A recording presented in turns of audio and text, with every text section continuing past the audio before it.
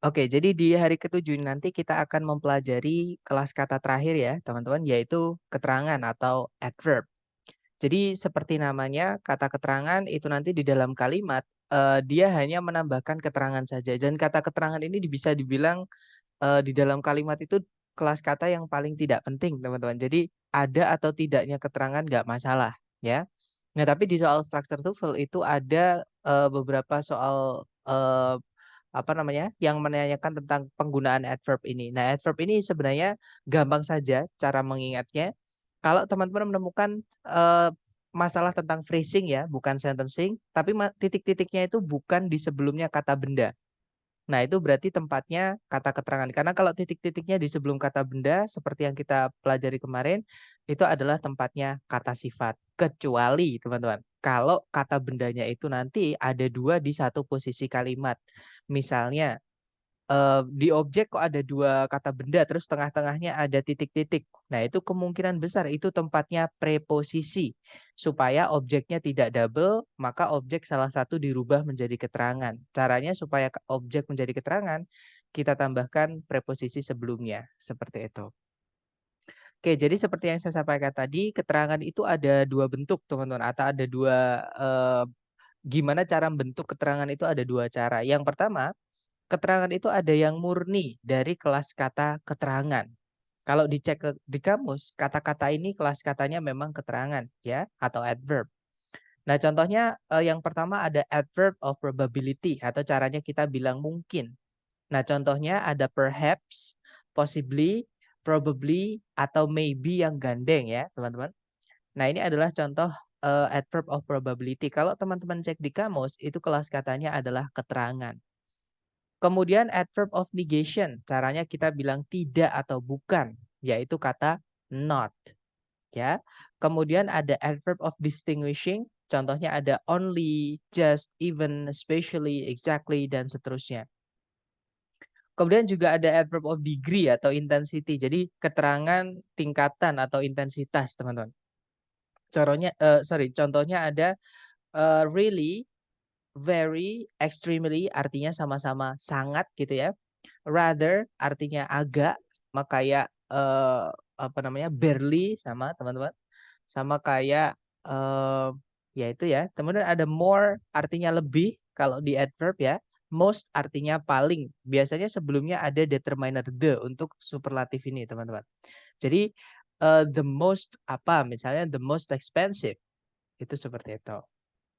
Kemudian berikutnya ada adverb of frequency, seberapa sering. Contohnya ada never, tidak pernah, seldom, jarang, usually, biasanya, often, sering, always, selalu, dan seterusnya. Nah, kemudian ada adverb of manner atau keterangan cara ya. Contohnya ada slowly, dengan pelan, beautifully, dengan indah gitu ya. Well, dengan baik, joyfully, itu dengan riang. Kemudian ada juga adverb of place, keterangan tempat. Contohnya ada here, artinya di sini. There, artinya di sana. Kemudian contoh lagi ada adverb of time, keterangan waktu. Contohnya ada now, sekarang, then, pada waktu itu, atau juga bisa diartikan kemudian gitu ya. Yesterday, itu artinya kemarin, tomorrow, besok, dan seterusnya. Nah, selain keterangan yang memang kelas katanya adalah keterangan atau adverb, keterangan itu juga bisa dibentuk dari kelas kata yang lain, teman-teman. Lebih tepatnya preposisi. Jadi kelas kata preposisi ini fungsinya cuma satu, yaitu merubah kata setelahnya menjadi keterangan. Nah, secara umum, teman-teman, penggunaan preposisi kata setelahnya itu harus ada objeknya. Jadi setelah preposisi harus ada noun atau teman-temannya noun sebagai objek. Misalnya pronoun atau gerund, seperti itu. Nah, tapi ada satu preposisi yang bisa diikuti verb satu, yaitu preposisi to, teman-teman. Nah, to itu boleh diikuti verb satu, tapi hanya to ya yang boleh diikuti verb satu. Preposisi selain to semuanya tidak boleh diikuti verb satu. Ya, kalau diikuti verb ya harus verb ing atau gerund. Seperti itu. Nah, untuk contoh keterangan yang dibuat dari preposisi, contohnya misalnya di adverb of manner atau keterangan cara. Ya, contohnya on foot, artinya dengan berjalan kaki. Contoh lagi ada with a knife, dengan sebuah pisau. Like a diamond, seperti sebuah berlian. Kemudian contoh lagi ada adverb of place, contohnya at home, di rumah. Contohnya lagi to the market, ke pasar. Contohnya lagi on the desk, di atas meja. Nah, kemudian contoh lagi untuk adverb yang dibuat dari preposisi ada adverb of time atau keterangan waktu, teman-teman. Contohnya in 1993, di tahun 1993. Atau during World War I, atau during the First World War. Artinya selama Perang Dunia I. Nah, untuk during ini nggak bisa diikuti gerund ya, teman-teman. Hanya during aja yang nggak bisa diikuti gerund, seperti itu. Nah, kemudian contoh lagi ada adverb of agent atau keterangan pelaku. Biasanya adverb of agent itu dipakai ketika sebelumnya ada kata kerja pasif. Entah itu verb 3 atau to be verb 3. Nah, contohnya adverb of agent ini by the police artinya oleh para polisi, by him olehnya laki-laki. Misalnya seperti itu, teman-teman. Misalnya sebelumnya ada kata arrested, ditangkap. Arrested by the police. Ditangkap oleh para polisi itu. Misalnya seperti itu. Nah, itu tadi adalah jenis keterangan berdasarkan pembentukannya, gitu ya. Nah, sekarang letaknya, teman-teman. Jadi keterangan itu letaknya di mana sih? Tadi sebenarnya di awal sudah saya sampaikan ya. Sebenarnya secara luas keterangan ini gampang aja. Pokoknya kalau teman-teman menemukan titik-titik, tapi bukan tempatnya kata sifat ya atau adjektif yang kita pelajari sebelumnya. Dan itu adalah masalah tentang phrasing. Artinya teman-teman sudah cek dulu secara subjek predikat, conjunction, dan sebagainya sampai chapter 5 itu kok nggak ada masalah. Nah itu berarti masalahnya adalah phrasing. Phrasing itu cuman ada dua kemungkinan teman-teman. Yaitu tempatnya adjektif, yaitu sebelumnya kata benda yang kita pelajari kemarin dan urutannya. Kemudian kalau misalnya tempatnya bukan di tempatnya adjektif berarti itu tempatnya keterangan. Seperti itu atau preposisi seperti itu. Nah, sekarang kita contohkan ya, maksudnya di mana sih tempatnya keterangan ketika dia menjelaskan kata lain. Nah, kita bahas dulu keterangan ketika dia menjelaskan predikat, teman-teman. Nah, sebelumnya, sebelum kita tahu di mana tempat keterangan ketika menjelaskan predikat, kita harus tahu dulu kata kerja itu dibuatnya dari 3 jenis ini, teman-teman. Yang pertama ada istilahnya linking verb. Linking verb itu to be yang dia itu tidak berdiri dengan kata kerja lain. Nah, karena to be itu bisa jadi auxiliary, bisa berdiri sendiri. Nah, kalau ketika berdiri sendiri tanpa kata kerja lain itu kita nyebutnya linking verb. Nah, kalau misalkan predikatnya berupa linking verb, keterangan ini hanya bisa ditambahkan di setelahnya. Jadi to be dulu, baru keterangan, teman-teman. Contohnya adalah I'm here. Saya di sini, bukan I here am. Ya, jadi I kemudian am dulu to be, baru keterangannya yaitu here. Contohnya seperti itu. Kemudian kalau predikatnya dibuat dari kata kerja tunggal, yaitu verb 1, verb SIS, atau verb 2, teman-teman. Nah, keterangan itu boleh jatuh di sebelumnya kata kerjanya, boleh juga di setelahnya. Tergantung jenis keterangannya. Ya. Jadi karena kata kerja tunggal ini bisa dipisah dengan si subjek. Maka keterangan boleh jatuh sebelumnya verb ini atau setelahnya verbnya. Seperti itu. Contoh ya teman-teman kalimatnya I always come on time. Kalau diartikan saya selalu datang tepat waktu. Nah itu ada subjek I, predikatnya come. Nah itu ada keterangan always menjelaskan kata come teman-teman. Tempatnya di sebelumnya. On time, tepat waktu itu juga menjelaskan come. Tempatnya di setelahnya. Nah kalau ada keterangan dibuat dari preposisi itu pasti tempatnya adalah di setelah kata yang dijelaskan. Seperti itu. Kemudian yang terakhir, jika teman-teman ada predikat berupa auxiliary verb, nah kalau mau ditambahkan keterangan itu bisa ditaruh di setelah auxiliary-nya. Maksudnya setelah auxiliary pertama ya, jangan ditaruh di sebelum auxiliary pertama. Jadi boleh di setelah auxiliary pertama, auxiliary kedua, ketiga, ataupun setelah verb-nya sekaligus nggak apa-apa. Sekalian maksud saya ya. Kata yang nggak boleh adalah di sebelumnya auxiliary pertama, teman-teman. Atau di tengah-tengahnya auxiliary sama subjek, itu jangan ditambahkan keterangan. Oke. Nah, contohnya adalah the world is slowly changing. Itu kalau diartikan dunia itu perlahan berubah. Itu kalau kita lihat di tengah-tengahnya predikat is changing itu ada auxiliary slowly. Nah, itu tempatnya adalah di setelahnya is ya, atau setelah auxiliary-nya, teman-teman. Jangan ditaruh sebelumnya auxiliary-nya. Seperti itu. Nah, itu adalah penempatan keterangan ketika menjelaskan kata kerja di predikat. Nah, sekarang, sebentar. Sir, maaf, slide sebelumnya belum di screenshot. Oke, boleh nih, sebentar ya. Saya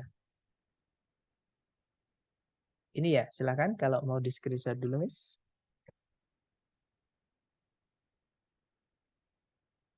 Nah, ada pertanyaan juga sambil kalau ada pertanyaan ya, teman-teman. Nah, kalau rather than termasuk apa sana? Rather than itu kita fokus di belakangnya, teman-teman. Tapi kalau mau kita pecah satu-satu, rather saja, ya itu adalah keterangan atau adverb, then-nya itu adalah preposisi, teman-teman. Nah, tapi then itu juga bisa jadi conjunction ketika nggak gandeng sama rather. Ya, jadi misalkan then aja itu adalah bisa jadi conjunction. Tapi kalau rather than atau pukul rata aja, rather than itu anggap dia sebagai preposisi seperti itu. Karena penggunaannya itu sama dengan preposisi. Jadi setelahnya kalau mau diikuti tapi dia juga bisa pokoknya then ini teman-teman memang agak unik ya. Dia jadi bisa berfungsi sebagai preposisi kalau di rather than ya. Tapi then ini juga bisa berfungsi sebagai conjunction ketika then aja. Then ini bisa juga berfungsi sebagai conjunction yang mirip fanboys. Jadi dianggap fanboys juga nggak apa-apa. Jadi menghubungkan dua yang sama. Oke. Jadi rather than ini bisa jadi conjunction fanboys ataupun preposisi karena penggunaannya mirip. Seperti itu. Nah, mungkin sudah difoto ya, Miss. Baik, kita lanjut ke slide berikutnya.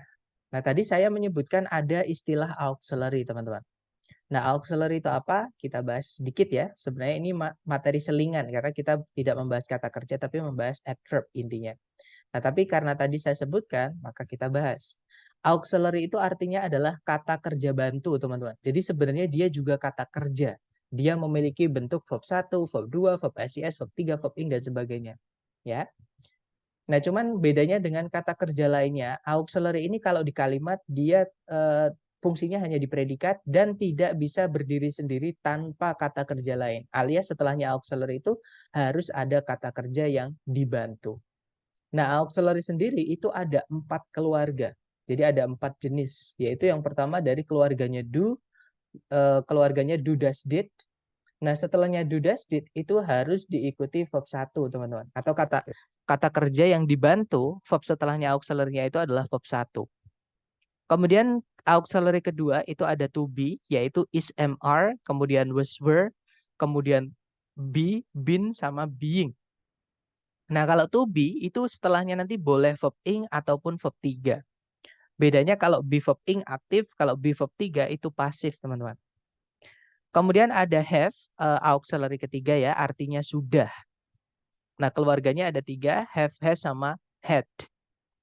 Nah, nanti verb setelahnya have ini adalah verb 3. Dan dia aktif ya, bukan pasif, teman-teman. Karena pasif rumusnya cuma 2, be verb 3 ataupun verb 3 yang berdiri sendiri tanpa auxiliary. Selain itu semuanya aktif. Nah, yang terakhir ada auxiliary dari keluarganya modal, yaitu ada will artinya akan, shall juga bisa akan, juga bisa harus ya. Can itu artinya dapat atau bisa atau mampu atau mungkin, can banyak artinya teman-teman. Must artinya bisa harus, bisa pasti. May artinya boleh, mungkin juga bisa. Might artinya mungkin, should artinya sebaiknya atau seharusnya. Could artinya dapat tapi di waktu lampau ya. Would artinya akan tapi tidak dilakukan atau akan yang omong doang gitu ya, teman-teman. Nah, setelahnya modal itu nanti verb-nya adalah verb 1. Kalau teman-teman lihat di kata kerja gandengan auxiliary ini tidak ada verb 2 dan verb SIS, teman-teman.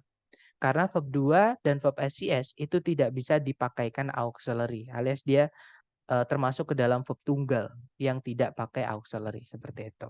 Memang verb tunggal namanya verb tunggal yang nggak pakai auxiliary ya, teman-teman.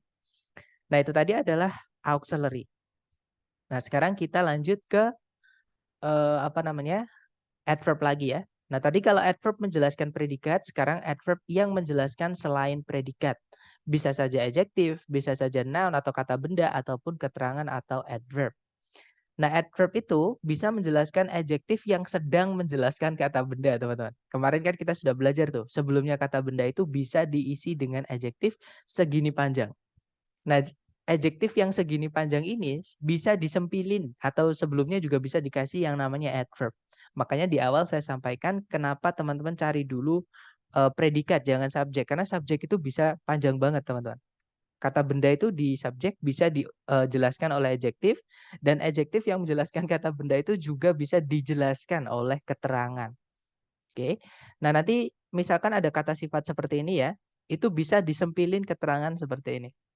Jadi ada adverb of probability, caranya kita bilang mungkin tadi ya, misalkan perhaps atau maybe lah misalnya.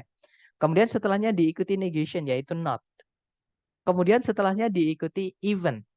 Jadi misalkan perhaps, not even. Nah, setelahnya even ini diikuti oleh determiner. Kita pilih salah satu dari kotak oranye ini ya. Nah, kemudian setelahnya numeral yang ordinal atau order urutan ya. Kemudian setelahnya numeral kardinal yang jumlah. Kemudian salah satu dari other ini. Nah, setelahnya itu diikuti oleh adverb lagi juga bisa. Nah, yang bisa ngisi itu antara adverb of degree, yaitu tingkatan ya, contohnya very, contohnya more, contohnya most, dan seterusnya. Setelahnya bisa diisi lagi yaitu adverb of frequency. Contohnya commonly, frequently, kemudian commonly, sudah, sorry. Nah, setelahnya frekuensi itu bisa juga diikuti oleh deskriptif. Nah, yang kemarin kita urutkan ada 8 itu ya, teman-teman. Kemudian non-adjunct, baru kata benda yang dijelaskan. Panjang kan, teman-teman? Makanya cari dulu predikat. Predikat itu sepanjang-panjangnya tidak bisa sepanjang subjek, gitu ya. Nah, kemudian sekarang itu tadi adalah keterangan ketika dia menjelaskan kata sifat yang sedang menjelaskan kata benda. Nah, kata sifat itu ada yang berdiri tanpa kata benda ya, teman-teman, yaitu yang dari deskriptif ini. Misalkan deskriptif ini tanpa kata benda, dia bisa dijelaskan oleh ini ya, 2 ini berarti, teman-teman. Misalkan kita bilang your car is very expensive atau your car looks very expensive. Mobilmu terlihat sangat mahal misalnya. Jadi sebelumnya expensive itu dikasih kata very. Itu nggak masalah. Nah, very itu keluarganya adverb of degree ya. Nah, kita lanjut. Itu tadi adalah keterangan ketika menjelaskan kata sifat. Sekarang keterangan ketika menjelaskan kata benda. Nah, sebenarnya kata benda itu hanya bisa dijelaskan oleh keterangan tempat, keterangan waktu ya, teman-teman. Keterangan tempat sama keterangan waktu saja. Nanti tempatnya pun itu bukan di sebelumnya, tapi di setelahnya. Oke, contohnya orang-orang di sini atau orang-orang di desa ini, nanti kalau di Inggris kan, the people in this village. Nah, in this village di desa ini menjelaskan kata benda people.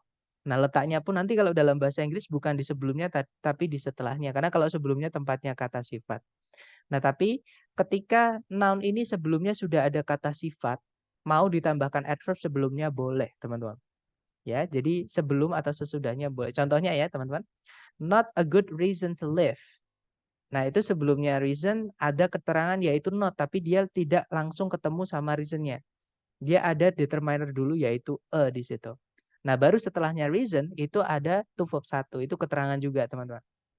Jadi ini contoh keterangan yang menjelaskan kata benda. Kalau keterangannya sebelumnya, kata bendanya harus dikasih determiner dulu, ya. Nah, kemudian adverb juga bisa menjelaskan adverb yang lain, teman-teman. Contohnya kata not here, tidak di sini atau bukan di sini. Misalnya seperti itu. Nah, intinya adalah, jadi saya ulangi lagi ya, Kak, di mana kita menaruh keterangan ini.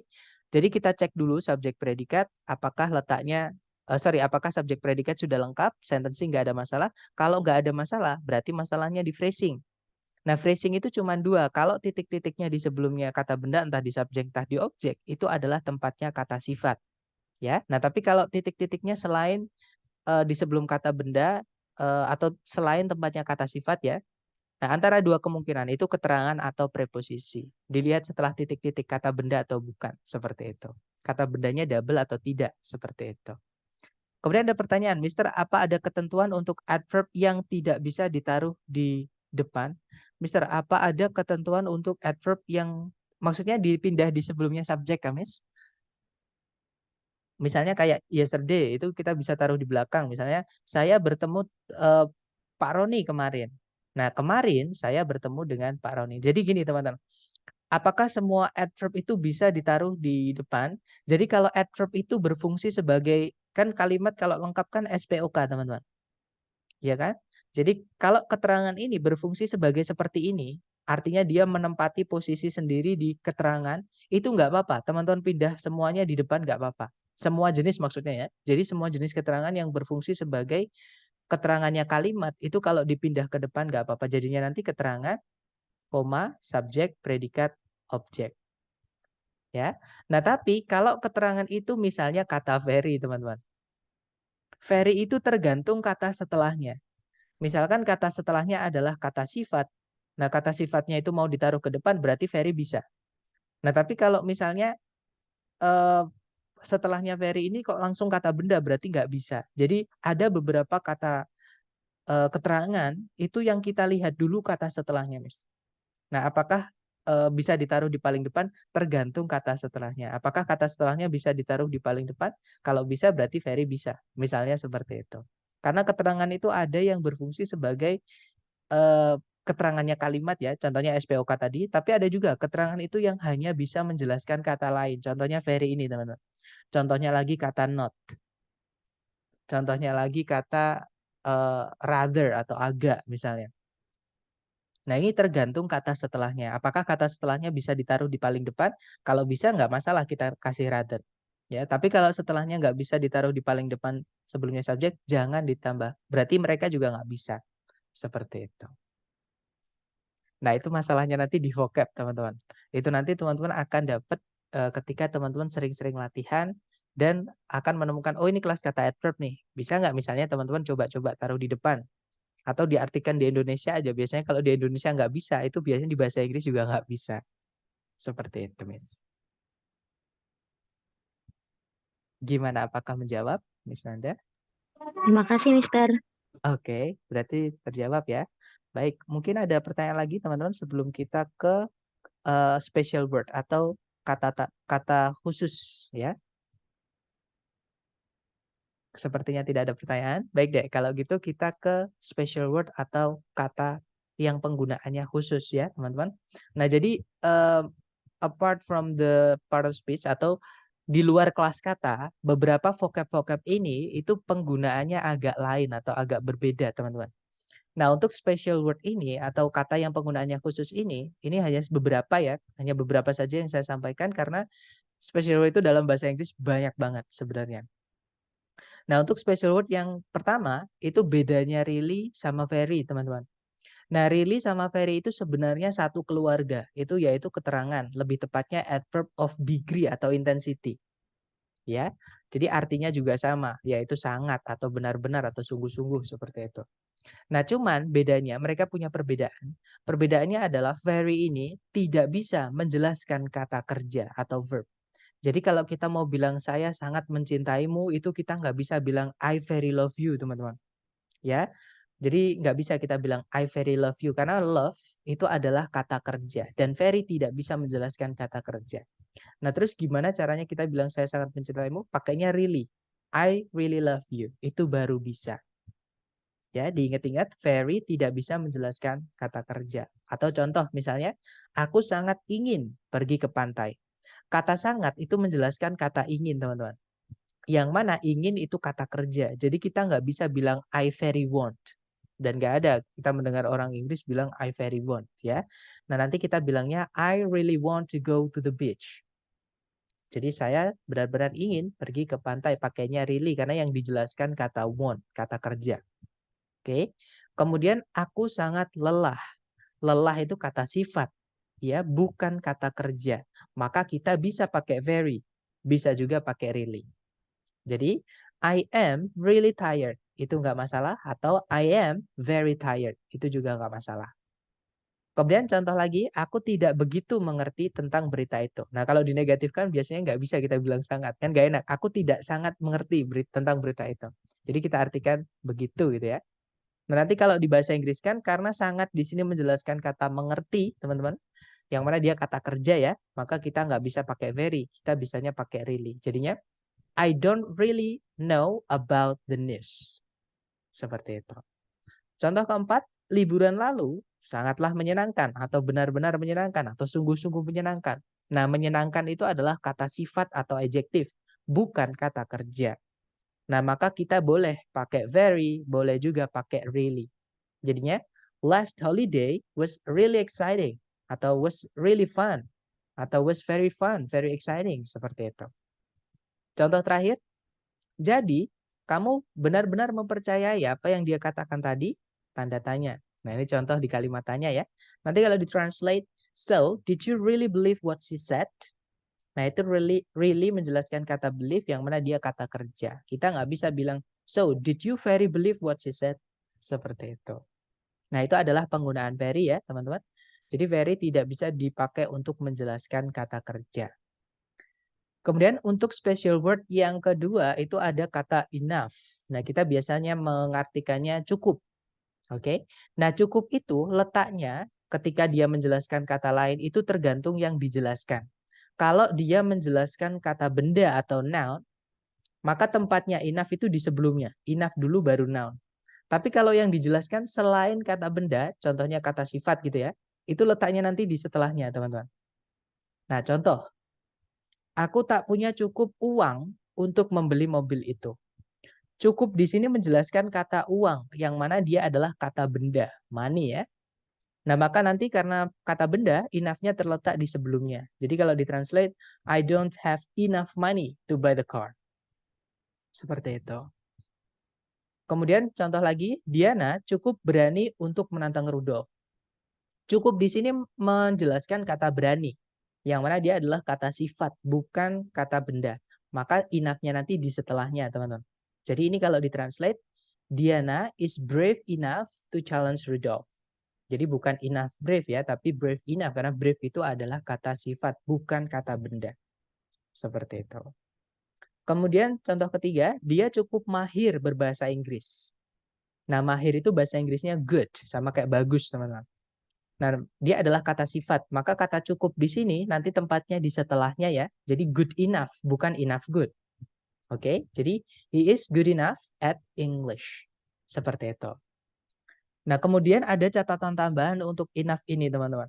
Nah, itu tadi aturannya ya. Jadi kalau tempatnya kalau dia menjelaskan noun tempatnya di sebelumnya, kalau selain noun yang dijelaskan tempatnya di setelahnya. Nah, sekarang enough ini tidak bisa menjelaskan kata lain yang artinya sama-sama cukup, teman-teman.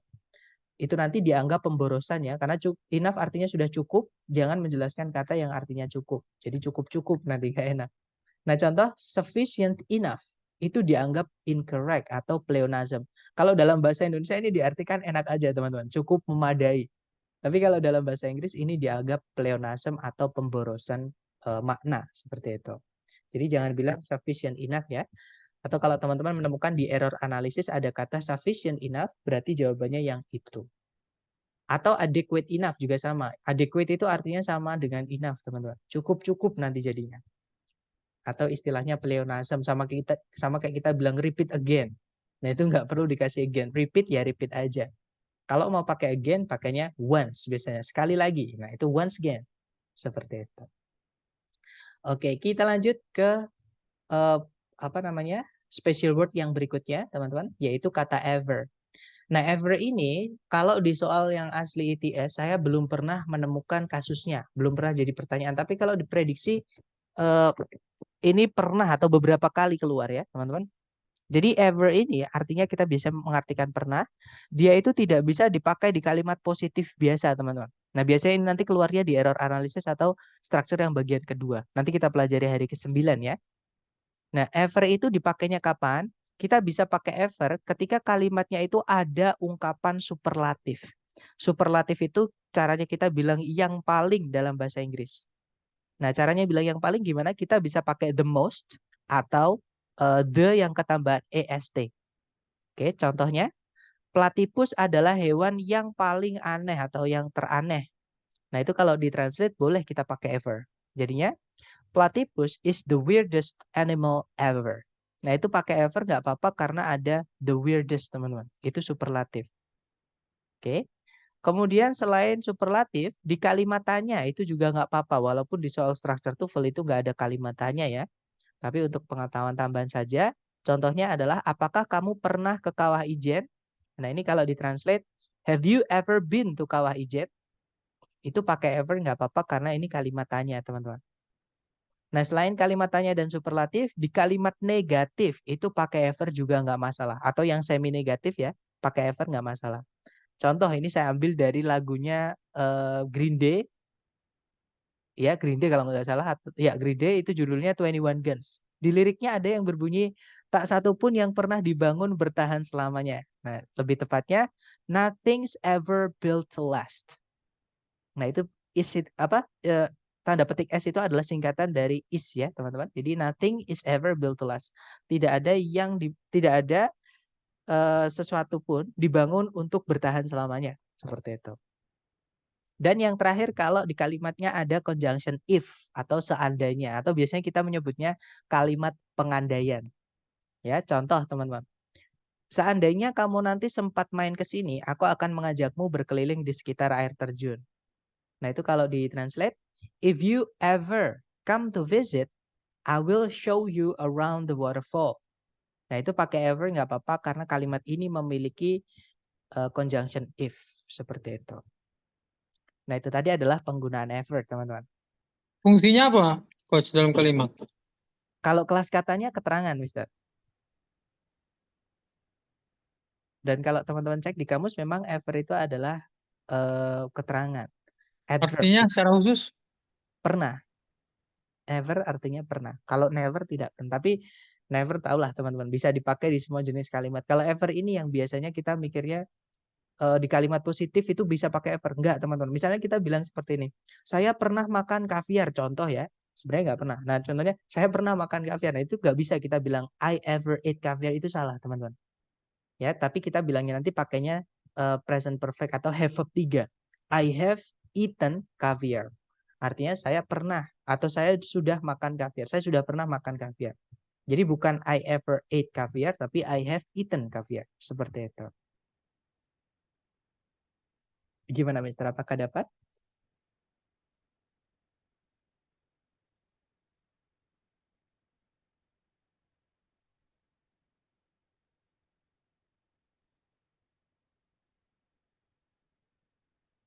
Halo? Oke, saya anggap dapat ya. Kita lanjut ke special word yang terakhir, teman-teman. Yaitu perbedaan nor, no, not, sama non. Nah, ini karena mereka ini mirip-mirip ya, teman-teman. Biasanya banyak yang bingung perbedaannya. Jadi sebenarnya mereka ini sangat berbeda. Oke, kelas katanya. Otomatis fungsi di kalimat atau penggunaannya otomatis berbeda, teman-teman. Dan sebenarnya kita sudah belajar sebenarnya di beberapa bab gitu ya. Contohnya nor dulu kita bahas di bab yang namanya conjunction. Lebih tepatnya keluarganya fanboys. Fanboys itu N-nya itu adalah nor, teman-teman. Jadi nor ini dia conjunction. Ya, penggunaannya gimana? Ya sama dengan conjunction yang lain. Kecuali ketika dia dipakai untuk menghubungkan dua subjek, dua predikat. Itu materi kita hari keempat, teman-teman, tentang inversi. Ya kan? Ketika nor ini menghubungkan dua subjek, dua predikat, subjek predikat setelahnya itu nanti dibalik atau diinversi. Tapi itu cuma bisa untuk nor ya, conjunction yang lain tidak bisa, teman-teman. Kemudian ada no. Nah, no itu adalah materi kita kemarin, yaitu dia keluarganya kata sifat. Lebih tepatnya kata sifat yang determiner, menunjukkan jumlah bendanya. No ini artinya sama dengan zero, teman-teman. Nol. Atau tak satu pun gitu ya. Kalau diartikan seperti itu. Kalau not itu materi kita hari ini, yaitu keterangan. Nah, fungsinya ya menjelaskan banyak selain kata benda. Kata benda pun dijelaskan not, nggak apa-apa. Syaratnya kata bendanya harus dikasih determiner dulu. Seperti itu. Jadi not ini adalah keterangan. Dan yang terakhir ada non. Non itu penggantinya nothing sama nobody atau no one, teman-teman. Artinya tak satu pun, yang mana dia adalah pronoun atau kata ganti. Nah, pronoun itu fungsinya sama dengan noun. Ya, kalau nggak di subjek ya di objek. Jadi noun ini tempatnya di subjek atau di objek. Nah, bedanya pronoun dan noun adalah kalau pronoun ini tidak bisa ditambahkan adjektif sebelumnya. Jadi kita nggak bisa bilang the nun.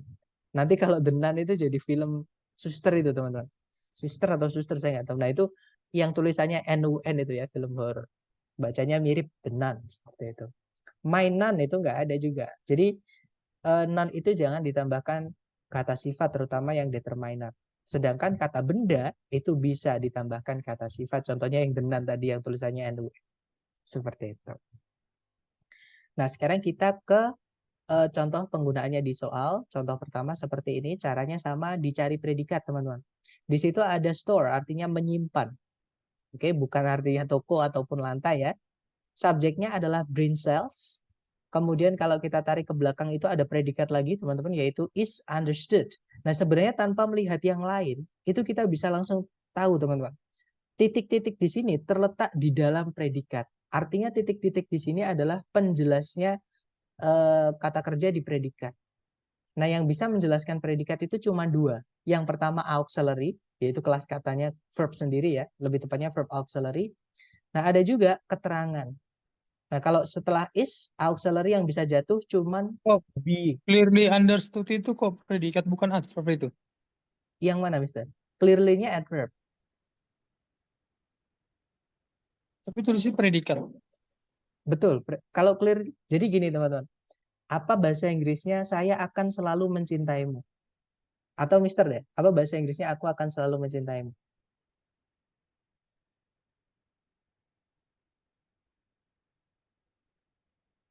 Halo Mister, apakah masih di sana? I always love you. Gimana? I Akan will always I will always love love you. you. Nah, predikatnya yang mana, Mister? Sorry. Will. Nggak bisa kalau cuma will. Will itu Will adalah always. kalau will always, will kan auxiliary. Masih ingat nggak auxiliary setelahnya harus ada apanya? Atau teman-teman yang lain deh, boleh bantu. Auxiliary itu setelahnya harus ada apa, teman-teman? Materi kita hari ini loh, tadi saya Objek. nggak bisa. Noun. Sorry, gimana? Auxiliary itu artinya kata kerja bantu, teman-teman. Ada 4 tadi. Ada yang masih ingat auxiliary itu setelahnya harus ada kata? Noun. Kalau noun nggak bisa teman-teman. Nah itu di chat ada yang membantu. Auxiliary, Miss Nanda itu ya membantu. Auxiliary itu gandengannya adalah verb.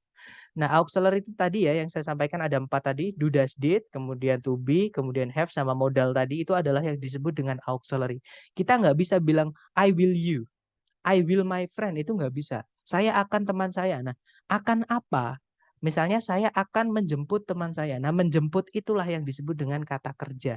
Saya akan menelpon teman saya. Menelpon itu adalah kata kerja. Ya, jadi setelah auxiliary itu adalah harus ada kata kerja, teman-teman. Nah, always itu bukan kata kerja. Kita nggak bisa bilang I will always my friend. Saya akan selalu teman saya. Kan nggak enak. Ya kan? Jadi always itu hanya keterangan, Mister. Predikatnya di sini adalah will always love. Nah, itu lebih tepatnya will sama love aja. Auxiliary verb. Nah, cuman di tengah-tengahnya itu bisa kita sempilin sama keterangan. Sama dengan yang kalau kita lihat di contoh soal ini. Is itu adalah auxiliary, verbnya adalah understood. Ya kan? Ini auxiliary, to be ya, to be auxiliary, tanda dia ada 4 tuh keluarganya auxiliary. Verbnya adalah verb 3. Gandengannya to be itu bisa verb 3, bisa verb ing. Nah, kalau verb 3 berarti pasif. Nah, di tengah-tengahnya auxiliary verb itu boleh diisi oleh keterangan. Itu materi kita hari ini juga, teman-teman. Tadi ya, kalau predikatnya auxiliary verb, keterangan itu boleh jatuh di setelahnya auxiliary pertama. Intinya nggak boleh di sebelumnya auxiliary pertama. Jadi, I always will love you nggak enak, teman-teman. Ya, jadi I will always love you. Nah, sama kayak kita bilang gini, saya tidak akan mencintaimu. Itu bahasa Inggrisnya I will not love you. I will not eat that. Saya tidak akan memakan itu. I will not know it. Saya tidak akan mengetahui itu. Nah, not itu kalau teman-teman cek di kamus itu keterangan seperti itu. Nah, bagaimana ini bisa keterangan? Nggak ada apa? Jelas-jelas di situ ada to be, ya kan? Yang saya sampaikan kalau ada to be, teman-teman misalkan is, am, are, was, were, fix itu adalah predikat. Seperti itu, Mister. Gimana? Apakah sudah paham? Atau kita buktikan deh, benar nggak sih always itu adalah keterangan gitu ya? Caranya sama, kita buka, sebentar saya bukakan kamus dulu, teman-teman.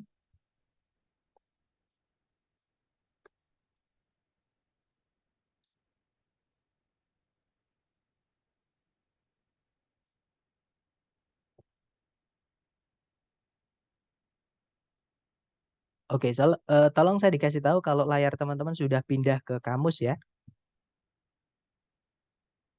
Sudah. Oke, thank you, Miss. Nah, di situ setelah kata always, itu dijelaskan tuh, kelas katanya apa? Kelas katanya adalah adverb, dan dia cuma satu kelas katanya. Nah, kita lihat aja penggunaannya di contoh gimana. Contohnya ya, should always assumed. Nah, ini predikatnya ini, teman-teman.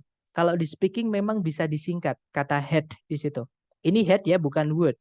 Kenapa? Karena setelahnya verbnya adalah verb 3, bukan verb 1. Kalau would, itu verb 1. I'd love to. Nah, itu ya, misalkan.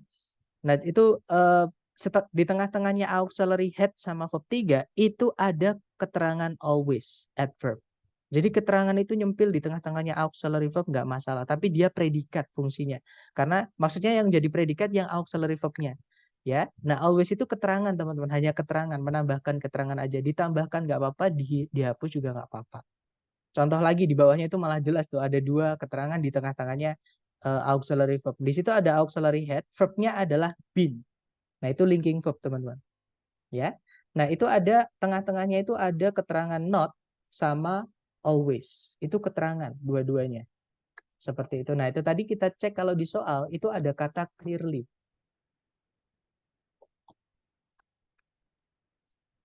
Cek aja di kamus. Nah clearly itu kelas katanya keterangan. Ya, tapi dia menjelaskan predikat di dalamnya predikat. Contohnya tadi adalah coba ya. Nah, contohnya seperti ini. The economy was clearly failing. Ekonominya jelas-jelas gagal, sedang gagal gitu ya. Nah, di situ ada auxiliary was, verbnya adalah verb ing failing dari kata fail, gagal ya. Nah, di tengah-tengahnya itu ada keterangan. Nggak masalah, keterangan itu bisa nyempil-nyempil di tengah auxiliary seperti ini. Gimana, Mister? Apakah udah jelas atau masih bingung? Kalau bingung di mana?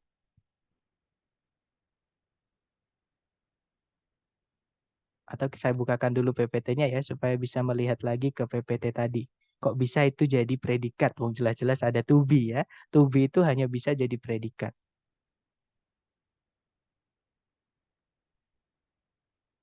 Saya anggap paham ya kalau nggak ada jawaban, Mister. Baik, kita lanjutkan kalau gitu teman-teman. Di situ ada subjeknya the mechanism. Di tengah-tengahnya itu ada conjunction by which ya teman-teman. Nah berarti kalimat sudah lengkap. Subjek, conjunction, subjek, predikat, predikat. Nah, berarti secara sentencing, secara kalimat, kalimat ini sudah lengkap. Nggak ada yang hilang di sentencing. Berarti masalahnya di phrasing. Kita lihat titik-titik berada di mana. Kalau titik-titiknya itu selain di sebelum kata benda, itu tempatnya kata keterangan, teman-teman. Ya, karena kalau di sebelumnya kata benda, itu kemungkinan tempatnya kata sifat. Tapi di situ nggak ada kata benda kan setelahnya. Ya udah berarti itu carikan keterangan di pilihan ganda. Ada yang masih ingat A, B, C, D yang keterangan yang mana? Ini tadi di slide sebelumnya ya, masih baru teman-teman, masih hangat. Ya, that's right. Jawabannya adalah yang not atau yang Charlie. Ya. Jadi jawabannya yang Charlie karena kalau yang alpha itu kata ganti. Nggak bisa.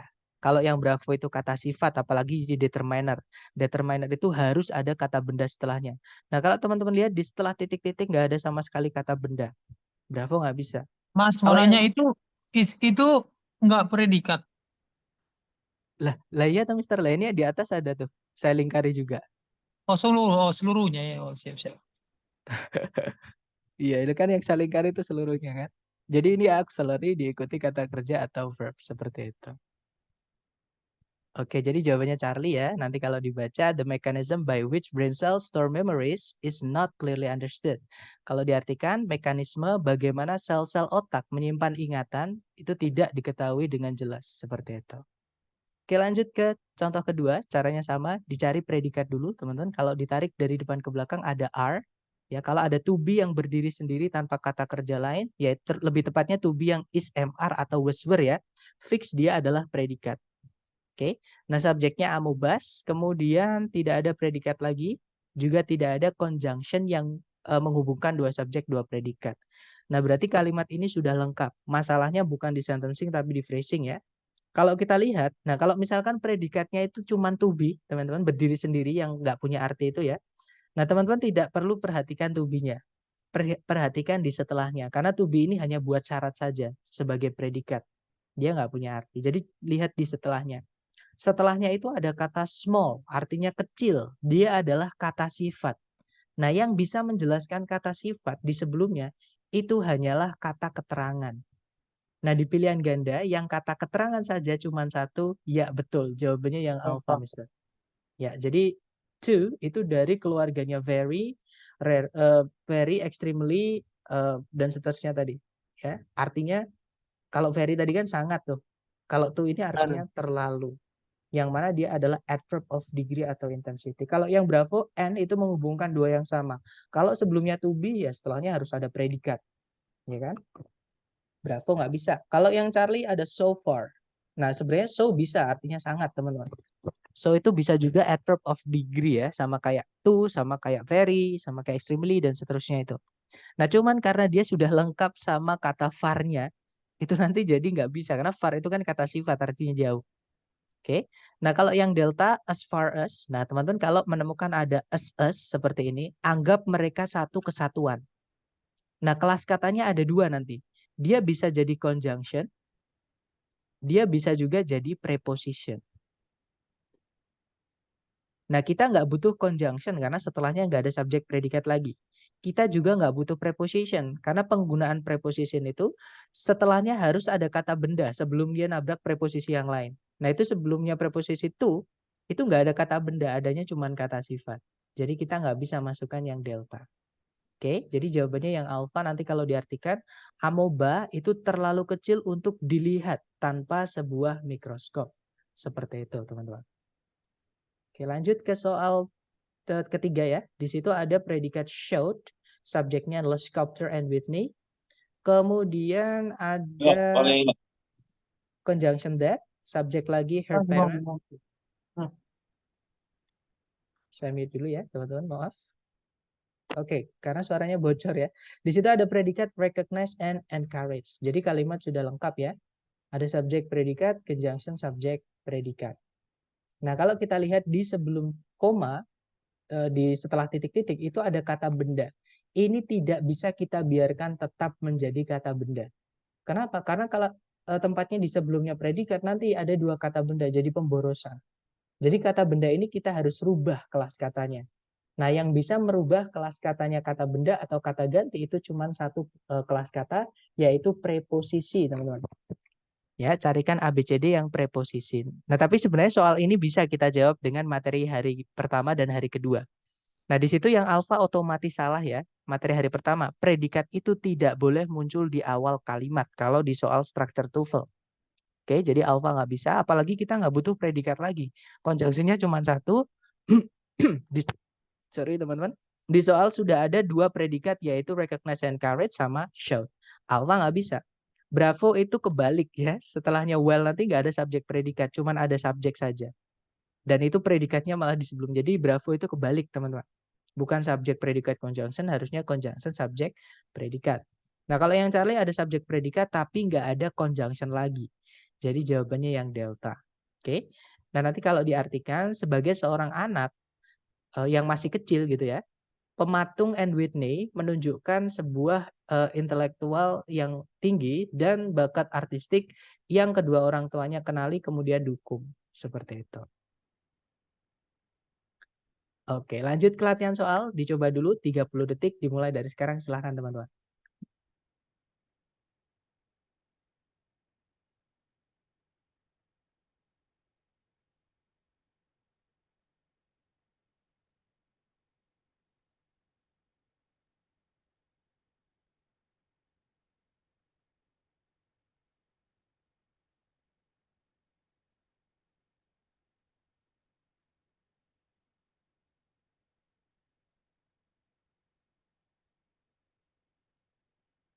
Oke, 30 detik sudah habis. Dan ada jawaban alfa dan juga delta ya. Mari kita cek teman-teman. Kalau ditarik dari depan ke belakang, di situ ada predikat are attempting. Oke, auxiliary verb. Subjeknya adalah designers, teman-teman. Nah, kemudian nggak ada predikat lagi. tidak ada juga conjunction yang menghubungkan dua subjek, dua predikat. Oke, berarti kalimat sudah lengkap. Kalau kita lihat di sebelum koma atau di setelah titik-titik, teman-teman, itu ada kata benda, yaitu modern offices. Artinya kantor-kantor modern gitu ya. Nah, ini kita tidak bisa biarkan tetap menjadi kata benda. Karena nanti double subjeknya. Apalagi subjeknya designers itu manusia. Masa manusia itu kantor kan beda. Dia kata benda yang selain manusia atau benda mati. Nah, berarti ini harus kita rubah menjadi keterangan. Cara merubah keterangan menjadi cara merubah kata benda menjadi keterangan, kita tambahkan preposisi sebelumnya. Nah, di pilihan ganda, preposisi itu cuma satu ya, teman-teman. Jawabannya adalah yang Charlie. Oke, kalau yang alpha itu conjunction. Kita nggak bisa masukkan conjunction kalau subjek predikat cuma satu. Kalau yang Bravo, kalau ada titik-titik di paling depan, di pilihan ganda itu diawali oleh fanboys, jangan dipilih, sama kayak predikat. Fanboys itu juga nggak bisa muncul di awal kalimat. Udah pasti salah ya. Kalau yang Delta, once itu keterangan teman-teman. Kalau kita masukkan keterangan di sini, kata benda modern offices ini tetap akan menjadi kata benda. Ya, yang mana nanti subjeknya double. Karena yang merubah kelas kata cuma satu, yaitu preposisi, teman-teman. Kalau keterangan tidak merubah kelas kata. Oke, jadi jawabannya yang Charlie. Nanti kalau diartikan, bersamaan dengan kantor-kantor modern yang semakin menjadi bermesin gitu ya. Para desainer itu berusaha untuk menyesuaikan kantor-kantor modern dengan interior yang tidak terlalu banyak ini ya ukiran-ukiran atau tidak terlalu ramai ukiran-ukirannya dan lebih santai. Jadi sudutnya itu kotak gitu. Kalau dulu banyak ukiran teman-teman, tapi sekarang ada yang pasang AC, ada yang gini kan kalau ada AC di atasnya ada kayak ukirannya kan nggak bisa ditempatkan di pojok seperti itu. Misalnya, ya maksud saya. Oke, lanjut lagi ke nomor 5. Silakan teman-teman. 30 detik dimulai dari sekarang.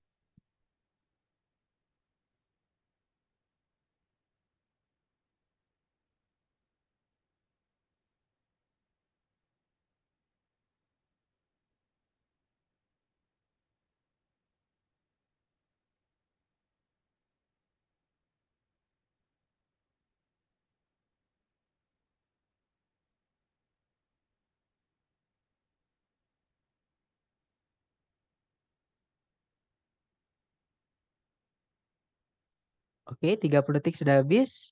Dan ada jawaban delta. Saya lihat semuanya menjawab delta. Ya, betul. Jawabannya delta ya, teman-teman. Di situ ada predikat, sebentar. Di situ ada predikat can be cultivated. Subjeknya daily list. Itu sebelum koma itu ada kata benda hardiness. Artinya kemampuan bertahan hidup yang baik.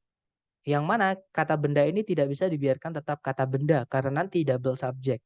Kita harus ubah menjadi keterangan sebelumnya dimasukkan preposisi. Ya, jawabannya adalah yang delta. Nanti kalau diartikan, karena kemampuan bertahan hidupnya yang baik, daily list itu bisa dibudidayakan cenderung cukup dengan cenderung cukup mudah. Maksudnya seperti itu. Oke, lanjut ke number 6. Silakan teman-teman, 30 detik dimulai dari sekarang.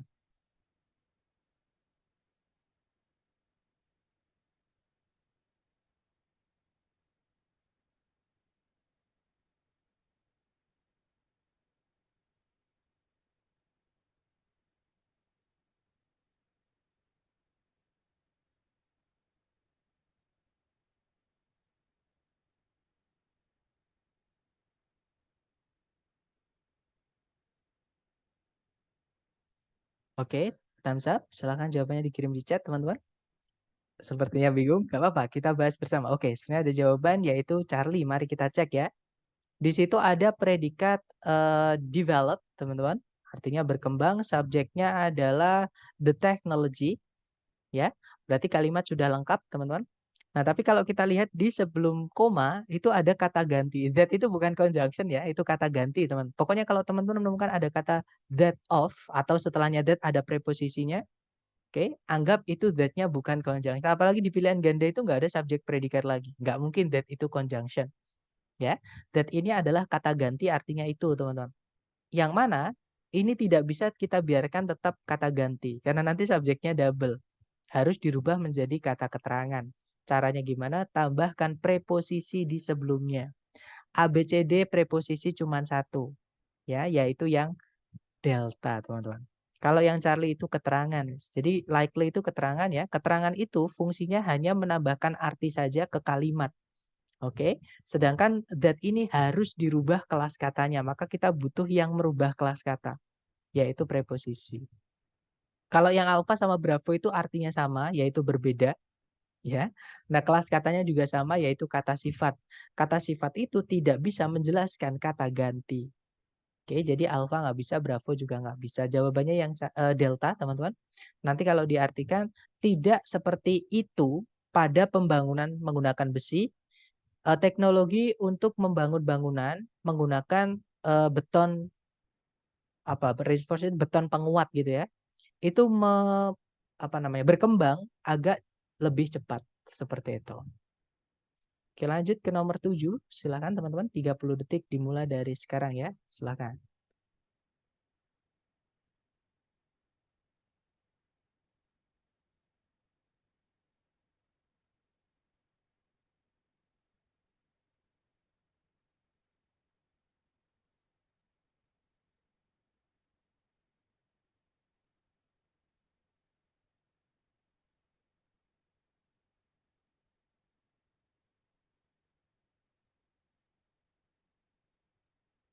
Oke, thumbs up. Silahkan jawabannya dikirim di chat ya.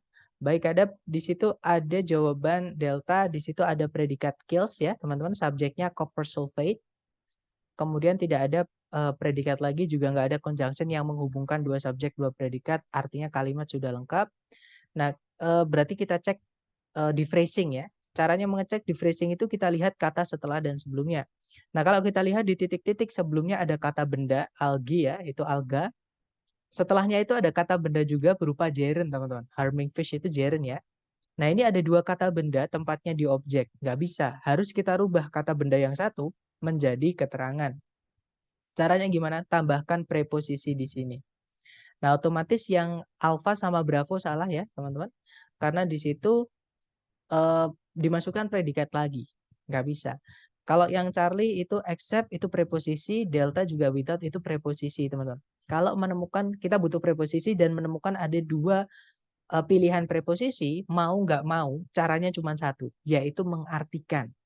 Kalau kita masukkan yang Charlie misalnya, copper sulfate yang disebar dalam jumlah yang cukup membunuh alga kecuali membahayakan ikan atau invertebrata air. Nggak enak ya teman-teman. Kita cek yang delta. Copper sulfate yang disebar dalam jumlah yang cukup membunuh alga tanpa membahayakan ikan atau invertebrata air. Nah, lebih enak jawabannya yang delta. Ya udah berarti jawabannya delta. Karena komunikasi itu tujuannya adalah bisa dipahami.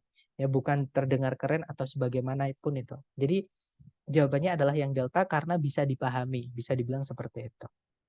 Oke, lanjut lagi ke nomor, tapi itu tadi untuk kasus preposisi aja ya, teman-teman. Jadi di soal kita butuh preposisi, di pilihan ganda ada lebih dari satu preposisi, maka artikan.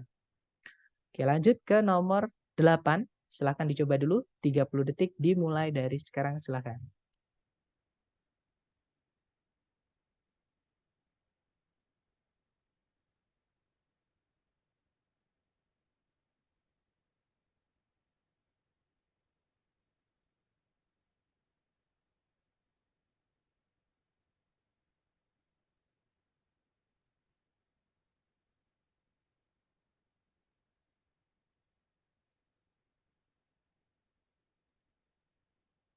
Oke, 30 detik sudah habis. Silahkan jawabannya teman-teman dikirim di chat sedapatnya teman-teman dulu ya. Baik, ada jawaban alpha dan juga bravo. Nah, memang untuk soal ini agak sulit teman-teman karena ada materi hari ke-10 di sini, yaitu kata with which. Di soal itu with which bukan conjunction ya, karena di setelahnya nggak ada subjek predikat. Nanti kita akan belajar di hari ke-10 tentang pemendekan anak kalimat yang awalnya CSP atau conjunction subject predicate itu jadi dipendekkan. Atau mungkin teman-teman lebih familiar dengan sebutan reduction atau reduce seperti itu. Kalau yang pernah ambil mungkin di kursusan lain gitu ya. Nah, seperti biasa kita cari predikat dulu. Di situ ada kata spurt, artinya mendukung sama kayak support, teman-teman. Subjeknya ada the development, tidak ada predikat lagi, ya. To verb 1 bukan predikat ya, teman-teman. With which itu berarti jangan dianggap conjunction. Kalau setelahnya nggak ada subjek predikat, jangan dianggap conjunction. Nah, berarti kalimat sudah lengkap. Kalau kita lihat di sebelumnya titik-titik, itu ada preposisi for. Setelahnya preposisi, sebelum nabrak preposisi yang lain, itu kan ada preposisi lagi tuh. Nah, maka harus ada kata benda atau kata ganti sebagai objeknya preposisi for. Nah, kita cek aja di pilihan ganda yang paling belakangnya itu adalah kata benda. Nah, di pilihan A, B, C, D yang paling belakang kata benda adalah alfa, bravo, atau delta. Artinya Charlie bukan ya, teman-teman. Nah, kata benda itu bisa dijelaskan oleh kata sifat, makanya kadang dia panjang. Nah, kita cek A, B, C, D. Yang alpha more accurate itu kata sifat, teman-teman. Nah, tapi setelahnya dia nabrak preposisi. Nah, ini nggak bisa karena for-nya ini belum ketemu. Objeknya yang dirubah jadi keterangan kok sudah nabrak preposisi lagi. Berarti alpha nggak bisa. Oke? Kalau yang bravo, more accurate sundials. Nah, ketemu, teman-teman. Jawabannya adalah yang bravo. Delta sama kayak yang alpha ya. Belum menemukan kata benda, itu sudah nabrak preposisi dan. Nggak bisa. Nah, nanti kalau diartikan, perkembangan alat penunjuk waktu mekanik membantu penelitian atau pencarian gitu ya akan atau untuk sundial itu. Jadi zaman dulu itu belum ada jam, orang-orang itu ini teman-teman menunjukkan waktu dengan bayangan matahari. Nah, itu di bahasa Inggrisnya sundial.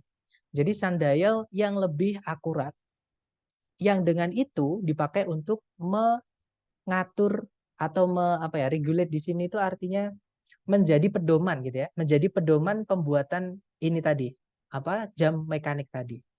Seperti itu. Ya, jawabannya bravo ya. Kita lanjut ke materi, maksudnya ke nomor berikutnya, silakan. 30 detik dimulai dari sekarang, silakan teman-teman.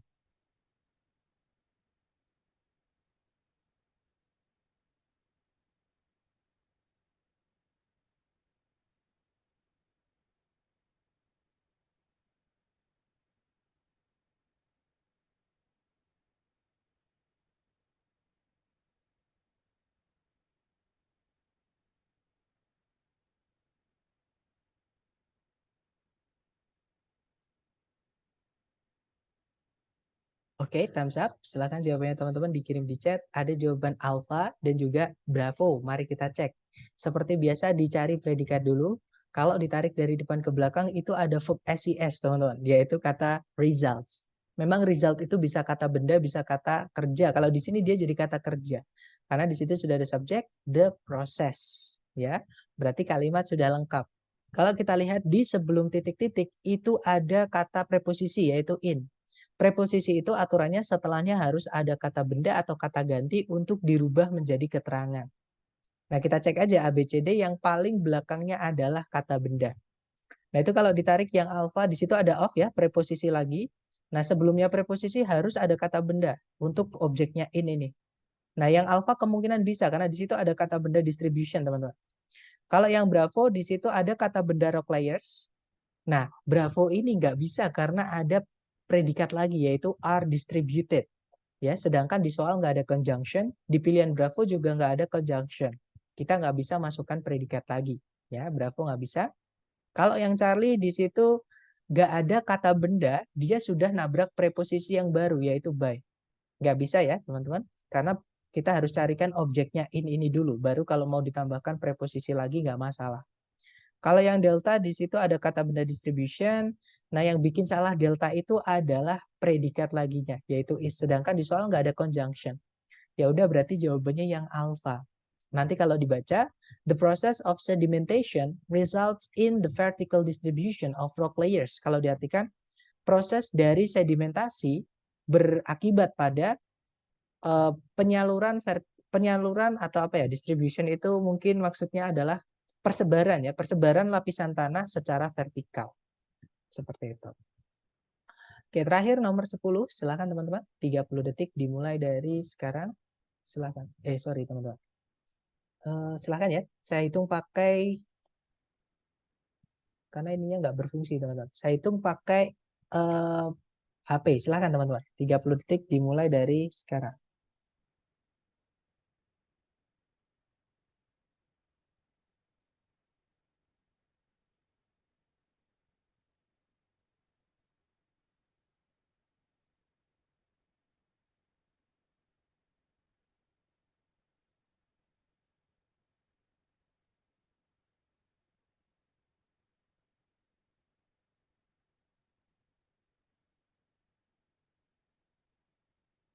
Oke, thumbs up. Silahkan jawabannya teman-teman dikirim di chat ya. Kemudian kita bahas bersama. Silahkan. Baik, ada jawaban Delta, Delta, Charlie, Bravo. Oke, kita cek ya. Di situ ada predikat absorb, artinya menyerap. Subjeknya all living organisms.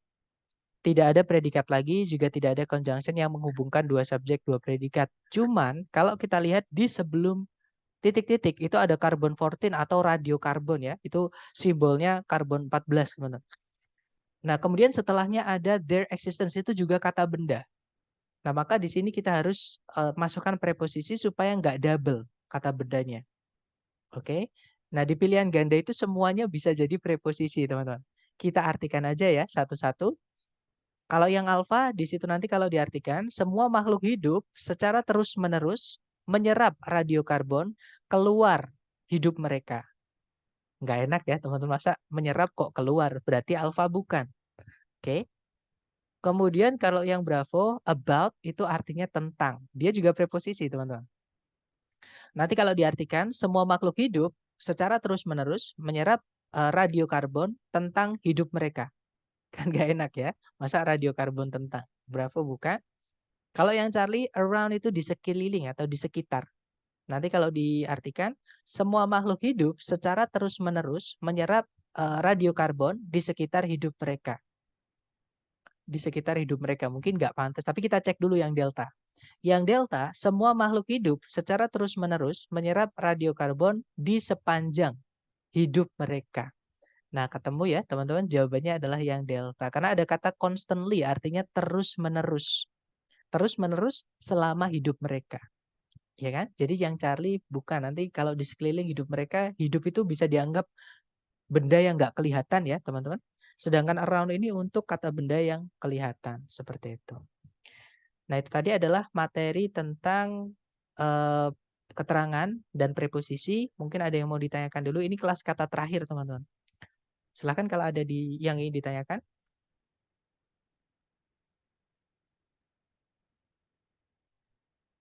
Nggak ada ya? Baik, kalau nggak ada saya tutup. Thank you so much guys. I'll see you again next time. The last I say, Assalamualaikum warahmatullahi wabarakatuh.